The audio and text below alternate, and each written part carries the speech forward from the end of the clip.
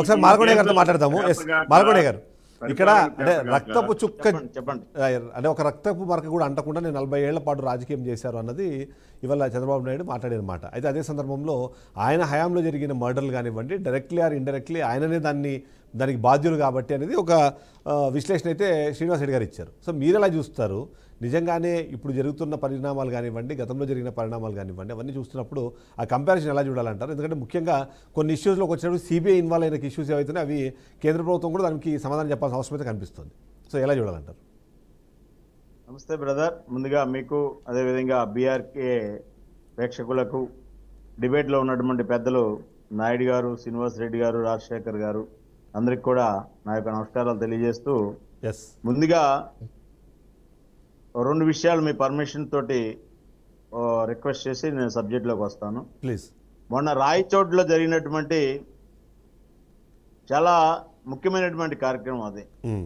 హిందువులు ప్రతి ఇంట్లో కూడా ఒక పండుగ చేసుకునేటటువంటి సందర్భం, ప్రతి సోమవారం కూడా అందరూ కూడా తీర్థాలు చేసుకునేటటువంటి సందర్భం.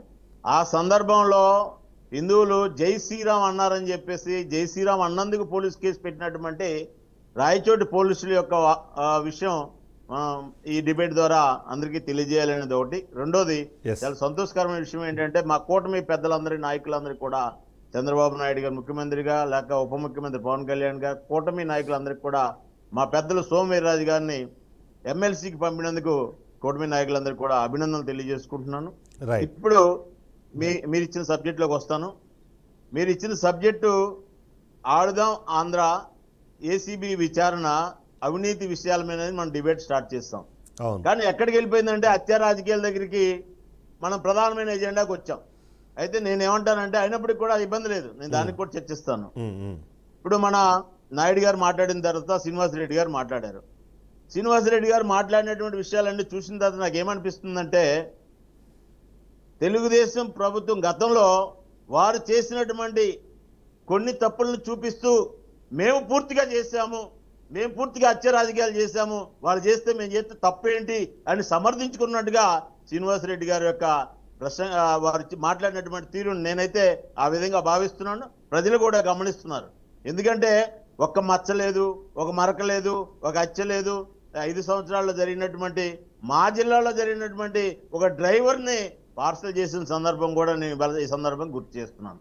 అనేక సందర్భాలుగా ఇవాళకైనప్పటికీ కూడా ఆంధ్రప్రదేశ్లో ఆంధ్రప్రదేశ్ అభివృద్ధిని, ఆంధ్రప్రదేశ్ సంక్షేమాన్ని, ఆంధ్రప్రదేశ్లో ప్రజల యొక్క అభివృద్ధిని ముందుకు తీసుకెళ్లడం కోసం చదువుకునేటటువంటి విద్యార్థులు చదువును అందుబాటులో పెట్టడం, వ్యవసాయం చేస్తున్నటువంటి రైతులకి కావాల్సినటువంటి సౌకర్యాలు ఇవ్వటం, ఇవన్నీ దృష్టిలో పెట్టుకొని మాట్లాడేటటువంటిది కాకోకుండా ఇంకా వాళ్ళెంతమంది చంపారు, వీళ్ళెంతమంది చంపారు అనేటటువంటి డిబేట్లకు అలవాటు పడిపోతే ఈ రాష్ట్రాన్ని ఎవరు కాపాడలేకపోయిన పరిస్థితికి మనం వెళ్తామనేది నేను చెప్తున్నటువంటి విషయం.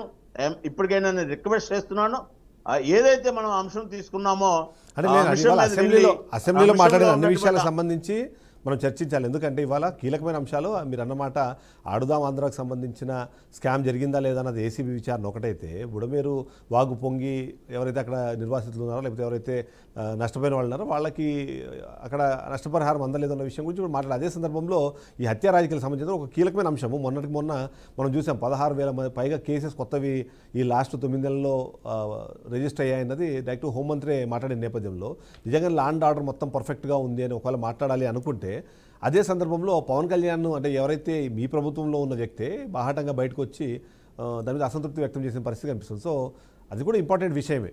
సో కాబట్టి అది కూడా మాట్లాడాల్సింది. నేను కాదంటలేదు.